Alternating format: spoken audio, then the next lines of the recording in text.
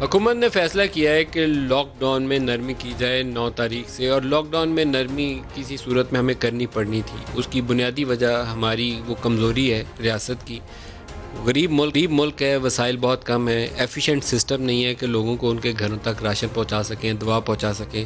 بہت ساری صورتوں میں جو ایک چھوٹا دکاندار ہے اس کو ایک طویل عرصے تک جب آپ گھر بند کرتے ہیں تو ایک لمبے عرصے تک اس کی فیملی جو ہے غربت کی لکیر کے نیچے چلی جاتی ہے، اور اس کی سروائیول مشکل ہو جاتی ہے، اس کا زندہ رہنا مشکل ہو جاتا ہے۔ ایک دفعہ کی 12,000 کی شاباشیاں ہم سرٹیفکیٹ بانٹتے پھرتے ہیں کہ 12,000 روپیہ دیا ہے، 12,000 میں ایک مہینہ گزرتا نہیں ہے تو باقی زندگی کیسے گزارے گا؟ قرضوں کے بوجھ میں ایسا دبتا ہے کہ باہر نہیں نکل پاتا۔ یہاں تک پرائم منسٹر کا موقف بالکل درست ہے۔ جہاں کمزوریاں شروع ہوتی ہیں، کمزوریاں یہاں سے شروع ہوتی ہیں کہ ہمیں 2 سے 3 ماہ کا جو عرصہ ملا، اس عرصے میں ہمیں اپنے آپ کو ویل ایکوپ کرنا تھا، ہاسپٹل کی کیپیسٹی بڑھانی تھی، SOPs وضع کرنے تھے۔ ایک دکاندار نے دکان کھولنی ہے تو اس کو گلوز یا ماسک کی ضرورت ہے، یا اس کے اندر کسٹمر 1 جائے گا یا 2 جائیں گے، ان چیزوں کے لیے ہم نے مدد نہیں کی۔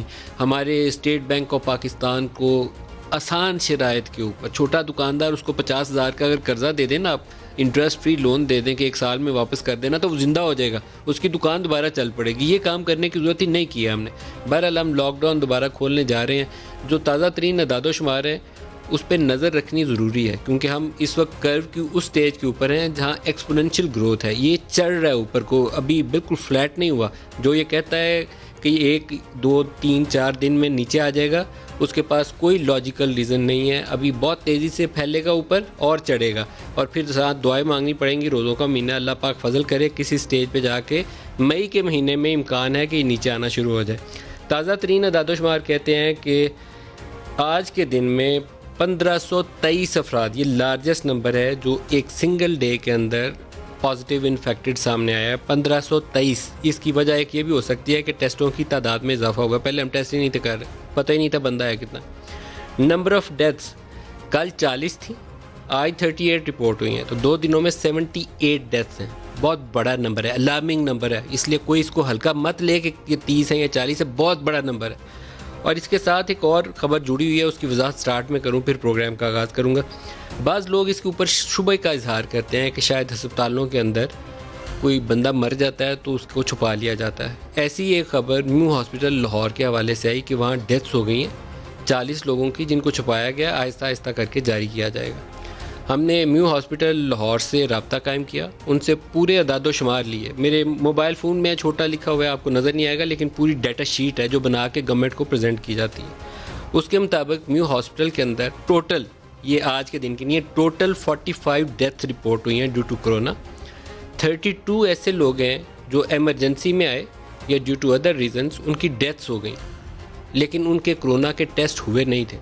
پھر ان کے مرنے کے بعد ان کے کرونا کے ٹیسٹ لیے گئے، ان کا ریزلٹس اویٹیڈ ہے۔ 32 پیپل، وہ اگر ان میں سے کوئی پازیٹیو آ گیا تو وہ کرونا ڈیتھ میں شمار ہو جائے گا، اگر کرونا میں نہیں آتا تو وہ نیگیٹو ہو جائے گا۔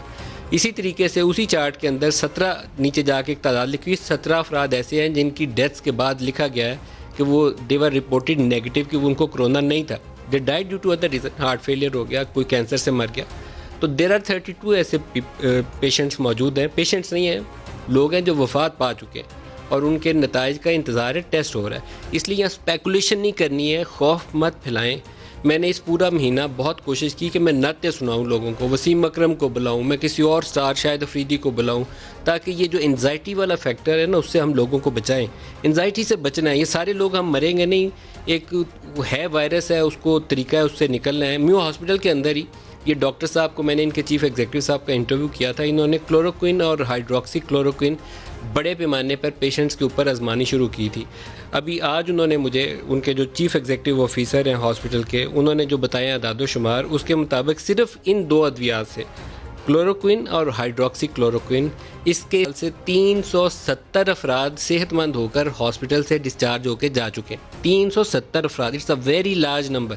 تو ہمیں خوش ہونا چاہیے کہ یہاں پہ اچھا کام ہو رہا ہے، برا کام نہیں ہو رہا۔ چیلنج ہے اس سے نبٹنا ہے۔